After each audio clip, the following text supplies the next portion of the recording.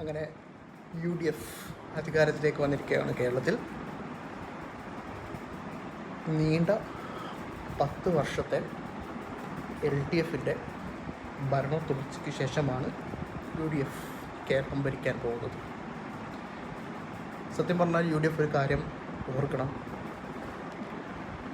യഥാർത്ഥത്തിൽ LDFനെ തോൽപ്പിച്ചത് UDF അല്ല, കേരളത്തിലെ ജനങ്ങളാണ്.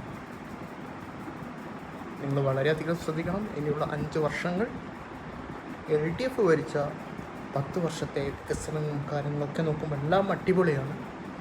ഇനി നിങ്ങൾക്കുള്ള 5 വർഷമാണ്.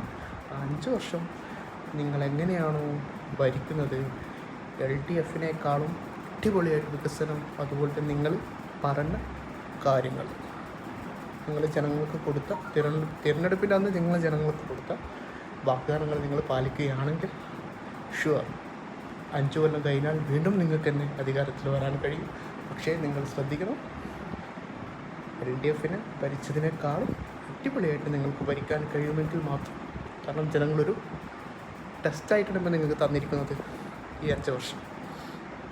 ജനങ്ങൾ വിചാരിച്ചിട്ടുണ്ടാവും 10 വർഷം ഭരിച്ചില്ലേ നമുക്ക് UDF ഇങ്ങനെ ഉണ്ടാവുമെന്ന് നോക്കാം. സോ നിങ്ങൾ ഈ 5 വർഷം അടിപൊളിയായിട്ട് ഭരിക്കും.